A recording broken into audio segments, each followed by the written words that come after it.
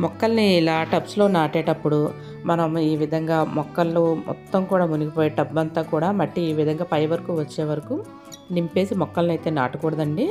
మనం ఎంత లేదన్నా ఒక 5-6 అంగుళాలు గ్యాప్ అనేది, అంటే పైనుంచి కింద వరకు మట్టి లేకుండా ఆ కింద నుంచి మట్టి నింపుకొని మొక్కలు పెంచుకునే విధంగా వేసుకోవాలి.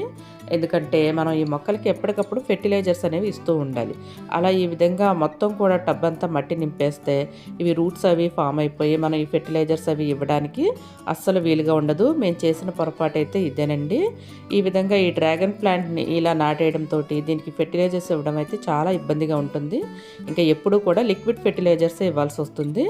మనం కూరగాయలు పాదులు అవి నాటుకునేటప్పుడు ఒకవేళ ఈ విధంగా చేసుకున్నా కొంతవరకు మట్టి అయితే తీసేసుకోగలము. కానీ ఇవైతే మనం ఇప్పుడప్పుడే వీటిని రీప్లాంట్ చేయడం అయితే కుదరదు. అందుకని ఇలా చేసేటప్పుడు మాత్రం గుర్తుంచుకొని ఈ విధంగా అయితే చేయకండి.